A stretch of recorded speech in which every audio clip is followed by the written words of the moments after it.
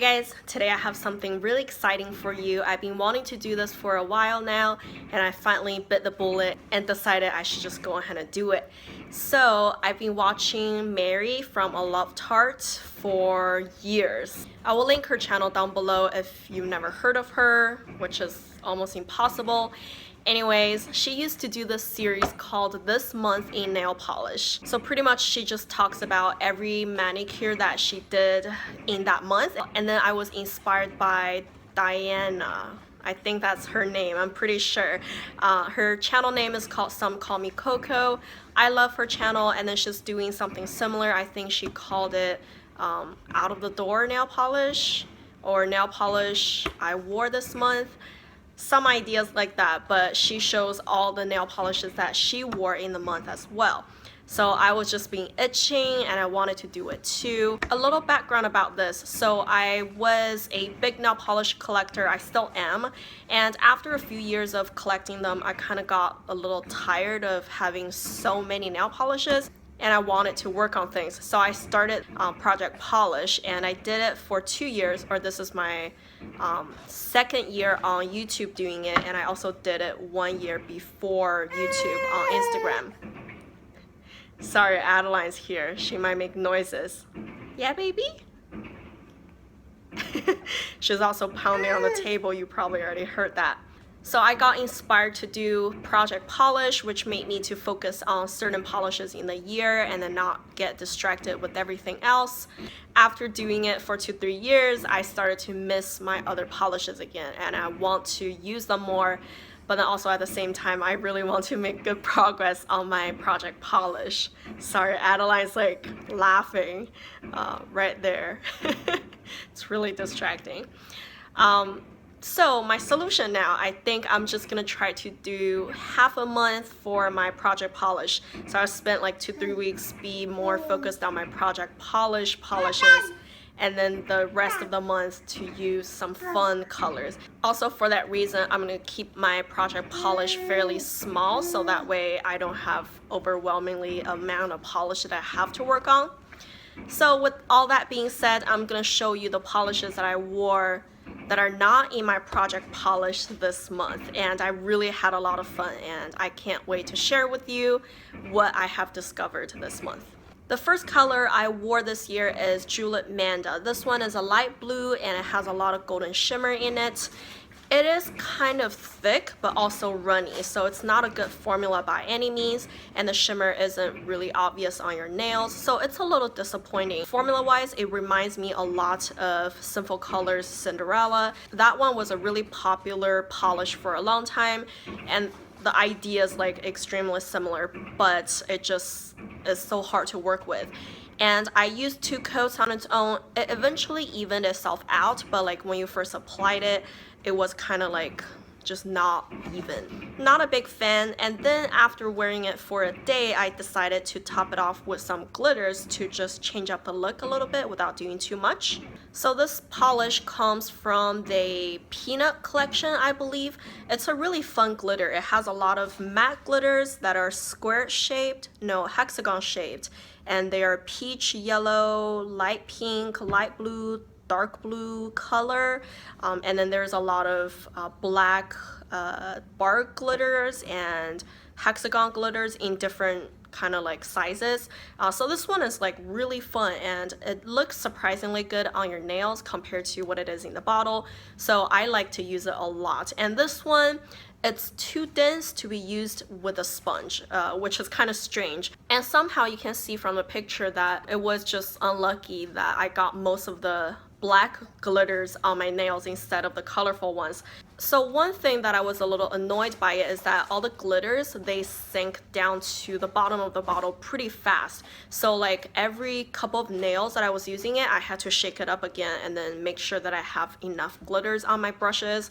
And also it dries textured, so you really need quite a few top coats to like even the texture out, so that part is a little annoying. But with all that being said, I like this color so much that I actually don't mind all the trouble, unlike, you know, Julep Manda, because I think Julep Manda is just not that unique, and I'm just not too interested to work for it. Then I was using my Project polish again, and then the base that you're gonna see here is from Color Club, and the color is called Poetic Use, and I topped it off with some glitters so that way, you know, I can use my Project polish and also I can have a little bit of fun. So this one is from Deborah Lippmann. It's Glitter and Be Gay. It looks so interesting in the bottle. It has a lot of gold glitter, champagne color, a few teals, and some hollow glitters. So you can see how shiny and sparkly it is. It's pretty dense. You can probably get it opaque on your nail with just 2 to 3 coats, but if you just want it to be as a topper, you probably have to dab it. It doesn't really just apply smoothly or easily, like evenly spread out your nail. You kind of have to dab and place the glitters. I didn't realize this glitter actually has a light yellow base. It's not clear. So it changed my polish base color a little bit, which, you know, I didn't like that much. Maybe next time I would try to wear it over like a light yellow color or maybe over a gold metallic color. Another nail combo that I wore with my Project polish was actually the nail combo I was wearing in my Project polish updates. So if you wanted to see how it is in action, you can of course go see that video, but pretty much it was using my Revlon Moonlit Woods polish as the base, and then I used 2 toppers on top of that polish, and I wore this combo twice because how much I liked it. Moonlit Woods is a light metallic purple shade, and I topped it off with this first because this is kind of like a shifty color from purple to blue. I like that combo, but I think it's not as obvious as I want it to be, so I pulled out my China Glaze This One's For You. So I had 2 toppers over that Revlon color, and I like that combo a lot. This one is kind of like flicky and iridescent glitters. It gives a very similar effect as Zoya Monet. So Zoya Monet is in a light pink base, but this one is yellowish. The after effect on your nails is actually very similar. Actually, the nail combo looks even better in darker lights. In the picture, it probably didn't look that amazing, but it actually looks really good. So after a few crazy nail combos, I just wanted to go with something simple and easy, and I didn't want to use any of my Project polishes. So instead, I just went with this light pink color that I just bought not too long ago. This is from Color Club. The color is called She Is So Glam. I like this color. It's very easy formula, very easy to apply and everything, but it chipped really fast. I also know my base coat that I'm using is not the best, so that could have something to do with it, but I'm not too certain. I know this one chipped within maybe like 8 hours because I painted my nails in the morning and then it kind of just chipped in the evening. So I was kind of disappointed in that. I have to give it another try with a different base coat to know for sure, but just application wise, this is like really easy to use. And then I really wanted something natural looking, so I went with my SquareHue Chatham. This color is kind of like a nudie brown. I know it's not the most popular shade to use in the spring, but I just felt like it. So I went with it and it did not disappoint. It's such a good formula, so easy to use, and the overall look is very manicured, very put together. I love those kind of shades. They just make your hand look really well put together. It's like someone else painted your nails. It just looks so good. And then some similar shades that I have in my collection that I pulled out, they're both from OPI. I have Going My Way or Norway, and this is Appear to Be Tan. So you can see that Appear to Be Tan is a lot darker, and Going My Way or Norway is more yellow. So this one has actually, crazy enough, more of a purple and pink tone, this SquareHue one, and I actually think I prefer the color of this SquareHue one so much better than the other 2 OPIs that I have. And SquareHue is a really fantastic nail polish service. They used to do subscription boxes, and I have so many polishes from them. I even finished the bottle last year in my Project polish, and right now, to my understanding, they started selling their nail polishes not just through subscription boxes but also individually, so that's really fantastic. I would leave a link down below, and you guys should really go check it out. It's such a good brand, and I really like what they support. They donate a big chunk of their income to charities, and I just love this brand overall. Then next, I went with a accent nail look. In this nail combo, I used a cream color. This one is from Deborah Lippmann. It's a purplish pink or pink purple, however you want to call it. This one is called Between the Sheets.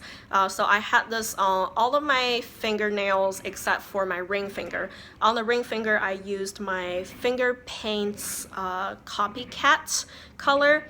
And I love both of those colors. The Deborah Lippmann is a one-coater. I mean, a one-coater. It's a dreamy polish. It's so easy to use. You don't have to work or anything.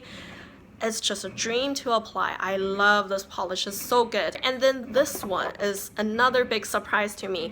So this Finger Paints color is in a shimmery gold yellow base, and it has a lot of chunky silver glitters. I got it opaque on its own in, I think that was 3 coats in the picture. And it dried pretty smooth, surprisingly. You don't have to use like a crap ton of top coat. And it was just such a good look. I love it because of the gold base and silver glitter. It gives it dimension. I love this color. It's a total big surprise to me. It looks so much better on your nails compared to what it is in the bottle. I had it for a long time and I never even tried it because I just wasn't impressed by it in the bottle, but on the nails it was so good. However, though, I have to say that I love both colors individually, but I don't like the combo very much. I think I pretty much just got over the accent nail look now. I like nail art accent nail if you do like manicure or something, like mix match or something like that, but just a glitter ring finger look, I'm over that. All right, we're almost done now, and Adeline's kind of fussy. I think she needs to go down for a nap, so we'll hurry and finish this. So this one is a cream color from Maybelline. It's in the color Citrus Glide. I got this from Big Lots a couple years ago, so this was the bleached neons line. When they first came out, people kind of went crazy over those, and I just couldn't bring myself to pay the full price for this line. But I was able to find the entire line the next year in Big Lots, and even though it's called bleached neons, I don't think this one is really even close to being neon. It's just a really bright yellow. In the bottle, it looks like a buttery yellow, but on the nails, it's a lot brighter than this. Even in the picture, you can see on the nails, it's much more of a brighter yellow. I used 2 coats and it evened itself out. It was a little hard to work with. It was a little streaky, but not difficult for a typical yellow. I have to give it credits. It's pretty good for a yellow. And some of you guys gave me compliments when I wore it in my I think it was my princess project update. I wore it recently in a video and some of you guys really liked it, and I liked it a lot too. I'm sure I will wear it more. All right, the last one now. So this is what I have on my nails right now. This is from Sinful Colors, and the color is called Nail Junkie. I love this color. Look at it. It's like mermaid's nails. It's like if you have one shade that you're gonna call it a mermaid's nail polish, this is gonna be it. It has teal, green, a few darker blue, a few gold glitters, just full of glitters inside, and it has a few hollow and iridescent glitters. It's just a mixture of all those crazy good glitters. And this is my bottle. Can you see where I am? I'm like down there now. I've used this so much in the past and I kind of forgot about it, and I'm so glad I rediscovered this polish. It got incredibly thick. I had to put in so much thinner, like you wouldn't believe how much thinner I had to put in. And even though it's thick, it's not too hard to dry because mainly it's just all glitters. It's not really like the polish base got thick, if that makes sense. So there's very little polish base compared to how much glitter there is inside. So glitters, they're solid chunks. They're not gonna like need time to dry, you know, so it still like dried fairly quickly. That's the point I'm trying to make. And also it's very smooth in texture. It's not like glittery or bumpy, which I like a lot. I just use one normal coat of top coat and I don't think it has any texture, so I really enjoy that. and I'm just so glad I found this polish again. Something similar that I have in my collection, maybe you'll be interested to know, is this Berry M color in the color VIP.